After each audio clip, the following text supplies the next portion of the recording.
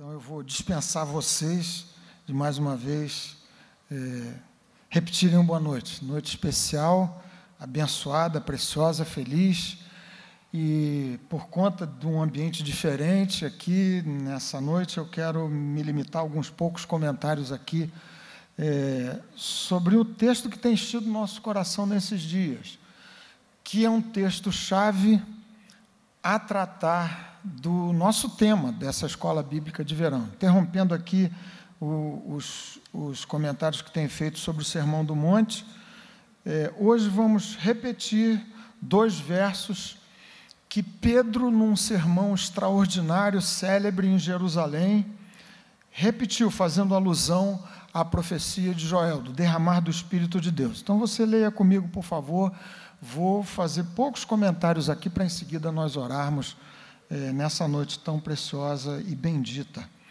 Atos, capítulo 2, versículo 17, versículo 18. Você, por gentileza, se coloca de pé outra vez, assim você descansa um pouquinho mais e vamos participar dessa leitura. Acompanhe aí, por favor. Se você tiver sem Bíblias, quiser dar uma olhadinha para a esquerda, para a direita, você pode ficar bem tranquilo, sem nenhuma inibição, porque eu tenho absoluta certeza que ninguém vai ficar aborrecido de você pegar uma carona aí na Bíblia de quem está ao seu lado. O texto diz assim: de fato, o que havia acontecido aqui é que o Espírito de Deus se derramou de maneira impressionante e os circunstantes em Jerusalém começaram a se indagar a respeito do que havia acontecido. O que isto quer dizer? O que quer isto dizer? E Pedro começou a explicar. Verso 17: e acontecerá nos últimos dias, diz o Senhor, que derramarei do meu Espírito sobre toda a carne. Vossos filhos e vossas filhas profetizarão, vossos jovens terão visões, e sonharão vossos velhos. Até sobre os meus servos e sobre as minhas servas derramarei do meu Espírito naqueles dias, e profetizarão. Essa era a parte da profecia de Joel que começou a acontecer naqueles dias, sobre aqueles 120 irmãos reunidos no cenáculo, na celebração de Pentecoste, e foi a explicação que Pedro trouxe àqueles circunstantes ali sobre aquele movimento extraordinário. Segue-se um sermão preciosíssimo, absolutamente cristocêntrico, e que se encerrou conforme o texto de capítulo 2, verso 41. Então, os que lhe aceitaram a palavra foram batizados, havendo um acréscimo naquele dia de quase 3.000 pessoas. E a partir desse ponto, a igreja começou a experimentar um crescimento extraordinário, milagroso, explosivo, espetacular, surpreendente. Que o Senhor, por sua graça, por seu poder, continue a nos visitar também na reflexão sobre esse texto tão precioso e bendito. Ajuda-nos aqui, Senhor. O que desejamos, conforme cantamos e oramos nessa noite, é que o Teu Espírito Santo se derrame sobre todos nós, conforme a profecia infalível, a promessa infalível da Tua bendita palavra, em nome de Jesus. Amém. Podem se assentar, meus irmãos. Me permitam aqui dizer para vocês que acompanharam esses 8 estudos dos últimos domingos pela manhã, e você também que não teve a oportunidade de participar e acompanhar, que esse texto é uma súmula de tudo que nós procuramos aqui estudar e pensar e refletir nesses últimos domingos.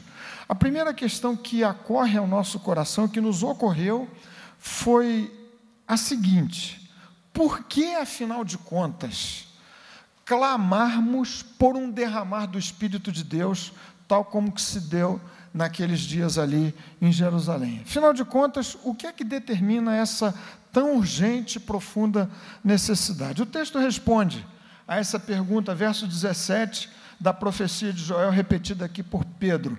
E acontecerá nos últimos dias de um tempo, de uma nova dispensação, aberta exatamente naquela ocasião da descida do Espírito de Deus daquela forma. O Espírito do Senhor se derramou como uma contracarga ao que haveria de acontecer da parte do inferno nos últimos dias. E é assim que nós nesses dias estamos orando, pedindo que o Espírito do Senhor se derrame sobre a minha vida, sobre a sua vida, sobre a vida da nossa igreja, como uma contracarga celestial à pressão que o inferno exerce na vida, nesses dias, no contexto, no cenário em que nós estamos a viver. Se você abrir o texto de Paulo na segunda carta a Timóteo, capítulo 3, lá está escrito o seguinte: porque nos últimos dias haverá tempos difíceis, e segue-se uma descrição terrível do que se passaria nos últimos dias, tempos, aliás, que estamos a viver. Pense comigo aqui no tipo de cenário que a gente tem à nossa volta. Desnecessário falar do caos em que nós temos vivido. Você viu o que aconteceu em Vitória nesses últimos dias. Mais de 100 mortes por ocasião de uma situação de descontrole absoluto da segurança pública. Aqui no Rio de Janeiro, em Niterói, situação brasileira que combina crises de altíssima ordem, crise social, crise política, crise na economia, crise ética. Nunca tanta gente se viu às voltas com depressão como nesses últimos dias. Estatísticas da Organização Mundial da Saúde dão conta de que isso já acontecia no século anterior, a doença do século. Segundo a Organização Mundial da Saúde, mais de 120 milhões de pessoas adultas em todo o mundo padecem agudamente dessa doença chamada depressão. Eu li esses números, fiz uma continha para verificar se a mesma proporção se manteria na sociedade brasileira, no meio do povo brasileiro, e a minha surpresa, números da Organização Mundial da Saúde, é que essa estatística indica que o Brasil é o primeiro do ranking em depressão nos países em desenvolvimento. 1 em cada 5 brasileiros na idade adulta padecem hoje de depressão.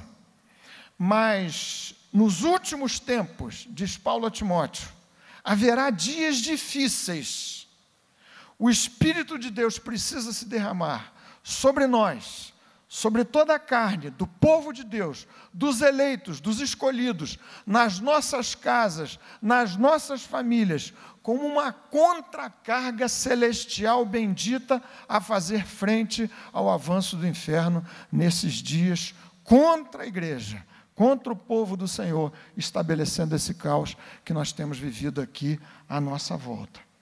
É super urgente, mais do que tudo, que o Espírito de Deus, que o Senhor, encha os vasos dos nossos corações, para que uma situação completamente diferente e nova aconteça como bendita, santíssima resposta dos céus à pressão do inferno nesses últimos tempos. O texto da profecia de Joel indica que o Espírito haveria de descer sobre toda a carne.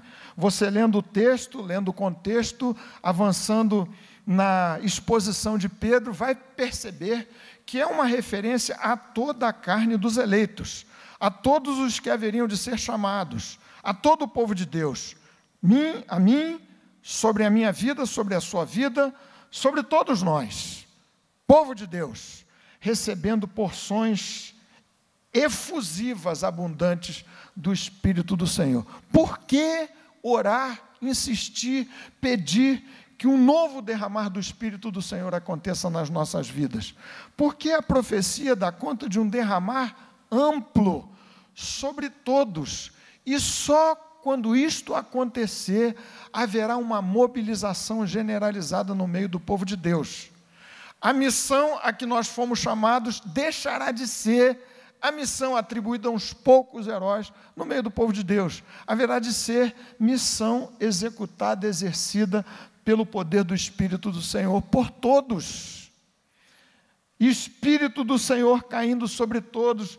Vejam o texto: vossos filhos e vossas filhas profetizarão, vossos jovens terão visões, e sonharão vossos velhos, até sobre os meus servos e as minhas servas derramarei do meu espírito naqueles dias, e profetizarão.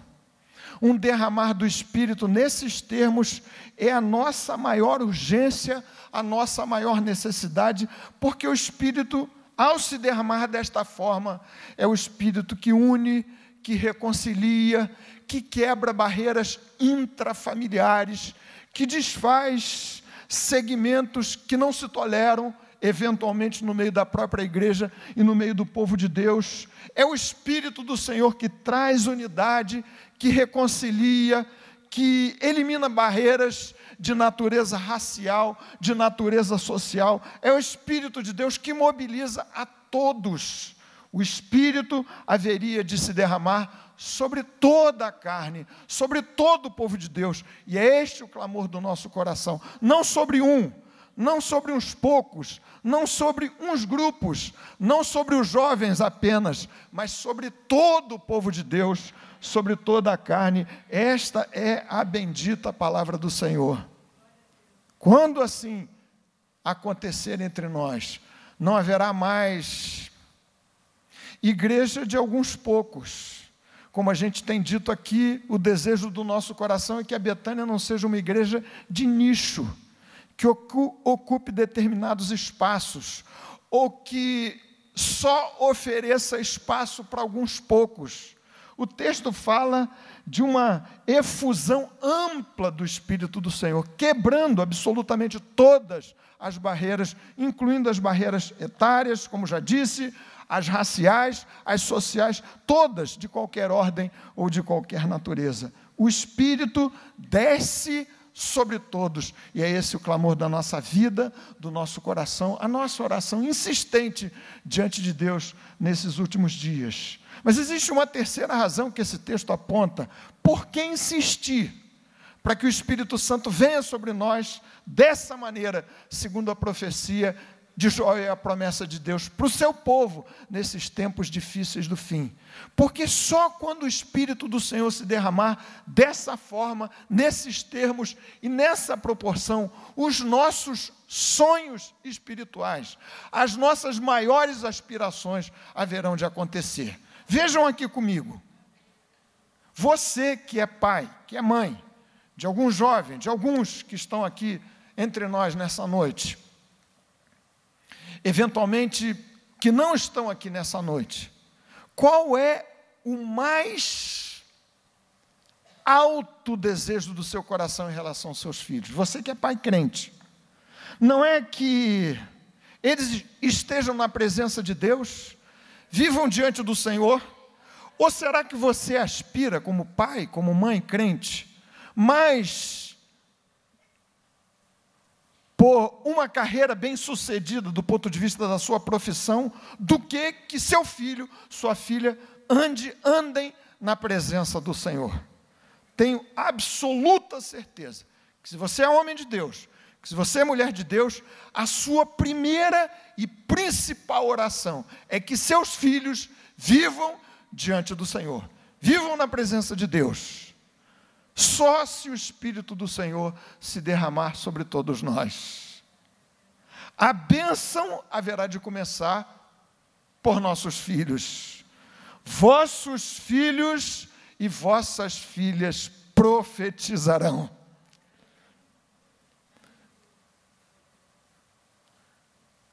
Vossos jovens terão visões.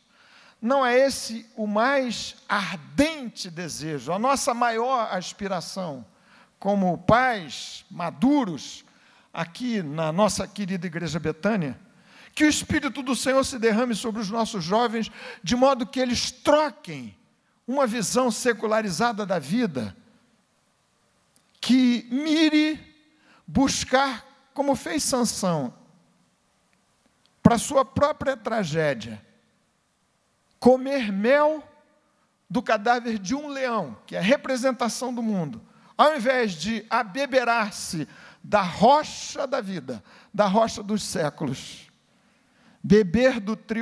comer do trigo mais fino e do mel que escorre da rocha. Vossos jovens terão visões. Quando o Espírito do Senhor se derramar sobre nós, nesses termos e dessa forma, as nossas maiores aspirações com respeito aos nossos filhos haverão de se realizar pelo poder do Senhor. Sonharão vossos velhos. Quanta gente mais madura, precisando desesperadamente do reavivamento, do derramar abundante do Espírito de Deus sobre o seu coração, de modo que aquilo que parece uma espécie de aposentadoria espiritual deixe lugar a um novo vigor da sua vida e da sua fé, e seja você mais maduro, como Caleb, sonhando em conquistar, reivindicando a porção prometida por Moisés, por Deus mesmo, para a sua vida, para a sua casa, para a sua terra, para o seu coração. Vossos velhos haverão de sonhar. Recuperação dos sonhos, empreendendo até o fim dos seus dias, conforme a maravilhosa palavra do Salmo de número 92, que diz que velhos que envelhecem em Cristo, no Senhor, haverão de produzir muitos frutos, até o último dos seus dias, para a glória do Senhor.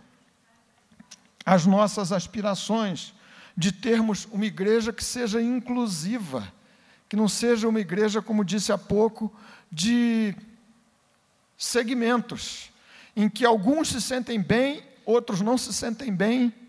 O texto incluiu a todos, para finalizar dizendo, até sobre os meus servos e sobre as minhas servas derramarei do meu espírito. Se você vir a versão de Joel, vai perceber que Pedro fez uma espécie de paráfrase aqui daquele texto, que fazia referência a escravos e a serviçais. O Espírito do Senhor se derramando sobre todos, até sobre alguns que, do ponto de vista da sociedade, seriam excluídos da possibilidade de viverem essa bendita bênção no Espírito de Deus. As nossas aspirações de termos uma igreja que seja inclusiva, cuja marca essencial de unidade seja todos batizados e cheios do Espírito de Deus, haverá de acontecer quando o Espírito do Senhor se derramar nesses termos e dessa forma sobre a nossa vida e sobre o nosso coração. É por isso que a gente tem orado, Senhor, nada mais urgente há do que essa bênção sobre a vida da nossa querida Betânia. Que seja assim, pelo poder de Deus, para a glória do Senhor. Florescimento e vitalidade do ministério leigo na nossa vida, na vida da nossa comunidade. Viram aqui, os que profetizarão não são exclusivamente os líderes da igreja. O texto diz, vossos filhos e vossas filhas profetizarão.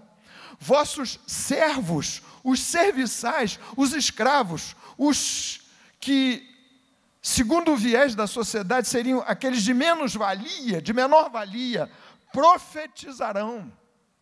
O avanço da igreja se dando por meio de muitos, de muitas, a quem o Senhor haverá de chamar, derramando sobre eles do seu próprio Espírito, para além dessa liderança formalmente constituída no meio do povo de Deus.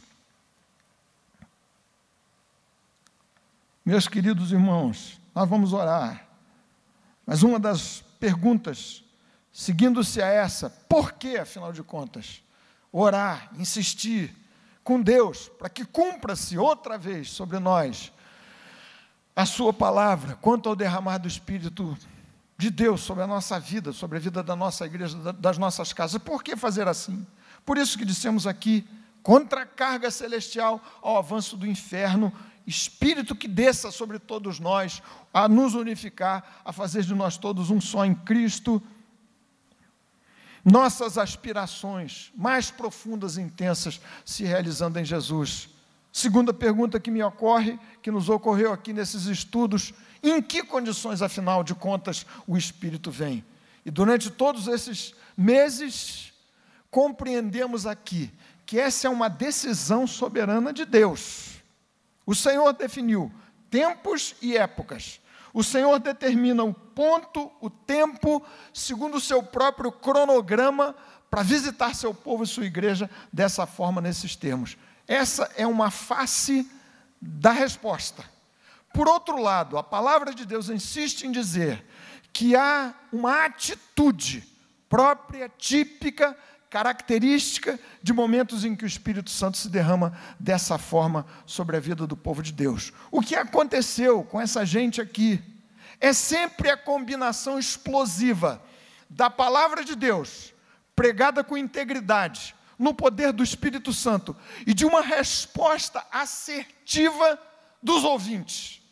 Povo que ouviu a exposição de Pedro, diz o texto no verso 37, ouvindo eles estas coisas, compungiu-se-lhes o coração. E perguntaram a Pedro e aos demais apóstolos: que faremos? Sempre que se unem explosivamente esses elementos, palavra de Deus pregada de maneira íntegra, o Evangelho da graça, o Evangelho de nosso Senhor Jesus Cristo, convergência para a cruz, para Jesus, para a sua glória, para o seu sangue, conforme rememoramos aqui. E uma reação dos ouvintes, que seja essa: corações compungidos, quebrantados, se arrependendo, se colocando diante de Deus, alguma coisa especial, nova, maravilhosa, poderosa, acontece no meio do povo de Deus. Derramar do Espírito do Senhor é decisão de Deus, soberana, no seu tempo, a sua hora, mas certamente é resposta a essa explosiva e extraordinária combinação de palavra do Senhor, compreendida, ouvida, com uma resposta de ação. Que faremos, varões e irmãos? O que é que nos cumpre fazer? Mais do que a igreja saindo edificada pela palavra de Deus, é bom que seja assim, é essa resposta que deflagra, por assim dizer, a efusão maravilhosa, abundante, profunda, tão desejada do Espírito do Senhor sobre as nossas vidas. Gente como eu e você, que responde à palavra pregada, ouvida, lida, estudada, conforme desejamos fazer aqui na nossa escola bíblica, com esse tipo de decisão, de atitude, coração quebrantado, é palavra de Deus para a minha vida, para o meu coração, coração que se arrepende e diz: Senhor, o que me cabe fazer? Eu quero fazer, eu quero avançar, eu quero cumprir, eu quero obedecer, sob os auspícios do teu próprio Espírito Santo, e no calor, e na bênção, e no fluxo, no influxo da tua própria graça.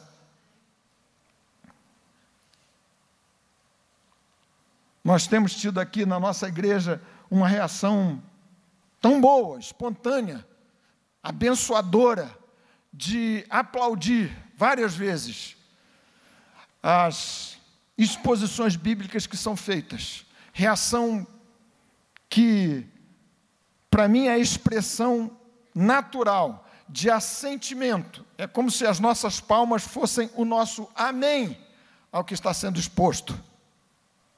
Maravilha, que seja assim muitas vezes, mas me permitam dizer a vocês que a oração mais intensa do meu coração, do coração da igreja, tem sido a de que, diante da palavra de Deus, você, no seu quarto, no ambiente mais recluso da sua hora devocional, nesses momentos de encontro aqui, congregacional, diante da exposição da palavra do Senhor na nossa escola bíblica, haja espaço também para nos colocarmos de joelhos, cairmos de joelhos, dizendo e batendo nos peitos: Senhor, tem misericórdia de mim, pecador.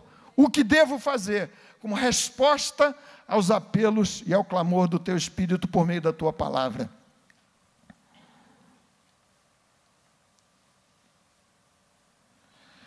Finalmente, meus queridos irmãos, recebi de alguns dos jovens aqui as informações sobre esses dias. Viveram dias muito especiais, super abençoados, abençoadores. Tive a oportunidade de passar por lá domingo e sentir aquela atmosfera tão maravilhosa, tão gostosa, que de certo modo eles puderam reproduzir aqui, compartilhando com a gente a bênção que receberam. E com um deles eu troquei um WhatsApp dizendo assim: agora é pedir que o Espírito Santo dê sustentabilidade a essa bênção, que não seja episódica, esporádica, um lance só. Como manter a chama do Espírito de Deus acesa na nossa vida e no nosso coração? A resposta é simples, bíblica. Lemos hoje aqui na abertura do nosso culto Atos, capítulo 2, versículo 42. A combinação, uma trilogia, um trinômio de palavra de Deus, e perseveravam na doutrina dos apóstolos. Que o Espírito do Senhor me ajude, e a vocês, a sermos os Bíblia outra vez. Gente que ame a palavra de Deus, que repita de si para si o tempo todo, como o salmista no Salmo 119, ó, como amo a tua lei, é a minha meditação todo dia, é o alimento de que não posso prescindir. Ó, quanto amo a tua lei, é a minha meditação todo dia. Perseveravam na doutrina dos apóstolos, na comunhão, no partir do pão e nas orações. Para você manter, para eu manter, para mantermos o fogo do Espírito de Deus aceso, é preciso que nós, cada vez mais, nos aproximemos da fonte do fogo, pela via bendita da oração, da palavra de Deus e da comunhão entre nós no Espírito de Jesus. E que mantenhamos vigilância máxima contra 3 agentes letais que o inferno vai tentar levantar, jogar contra a nossa vida, dardos infernais para dissolverem o fogo do Espírito de Deus no meio do povo de Deus, no meio da igreja de Jesus. O primeiro destes dardos é o dardo que trata do relaxamento moral. Leia depois com calma Atos capítulo 5, Ananias e Safira, no meio de um ambiente de alta santidade, de devoção, de entrega completa, o germe, o veneno, o vírus da mentira tentou entrar pelo inferno no coração da igreja. E os apóstolos reagiram de maneira drástica contra esse dardo maligno e terrível. Quantas histórias de avivamentos que começaram, fogo autêntico, não fogo estranho, mas o Espírito do Senhor visitando, e lá pelas tantas, alguém, como Acã fez, lá no meio do povo de Deus, rouba, contra as ordens do Senhor, uma capa, esconde na sua tenda, e isso acaba sendo desastre para todo o povo. Que o Senhor nos livre, as lideranças desta igreja, mas a cada um de nós, de abrirmos a guarda da nossa vida e do nosso coração para o pecado. Que o Espírito do Senhor nos mantenha de maneira limpa, pelo sangue de Jesus, na sua bendita presença, segundo a sua palavra. Um segundo dardo terrível é o dardo das tensões internas, das divisões. Atos capítulo 6, versículo 1 em diante. Houve murmuração das mulheres gregas contra os judeus no meio da igreja. O fogo amigo, uns contra os outros, se separando. E a igreja agiu prontamente. Quando o Espírito do Senhor se derrama sobre a vida da igreja, sobre a sua casa, sobre nós, sobre a nossa comunidade, você precisa estar alerta. Nós, como liderança da igreja, contra a possibilidade dos dardos inflamados do adversário virem contra nós na forma de separações que começam com questões pequenas, miúdas, disse-me disse, coisas do gênero, e que podem extinguir o fogo do Espírito Santo na vida da igreja e na vida de quem vive sob os auspícios do Espírito de Deus. Finalmente, esse texto todo de Atos indica que o inferno também cerrou fileiras contra o derramar do Espírito de Deus e contra a igreja de Jesus naqueles dias, na forma de alta perseguição e tribulação. Gente passando aperto e sufoco, como resposta infernal à bênção do Espírito do Senhor naqueles dias na vida da igreja. Na nossa vigília de sexta-feira aqui, alguém me procurou, recentemente batizado, recebido na igreja, para relatar aquilo que acontece, tem acontecido muitas vezes, sem poupar provavelmente a nenhum de nós. O agravamento das pressões, das tribulações na sua própria vida, na sua casa, como uma espécie de resposta do inferno à sua consagração a Deus.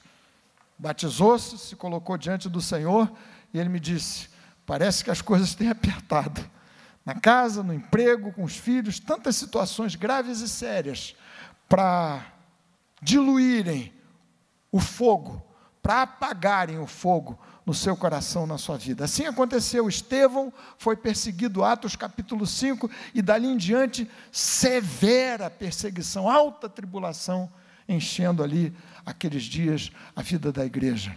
Que o Espírito do Senhor proteja você, blinde você, por sua graça, por seu poder, por sua presença, o tempo todo, de modo que este fogo não se apague nunca mais. E assim sigamos na direção dos céus para vivermos a eternidade com Jesus. Amém. Louvado seja o Senhor por sua palavra. Amém.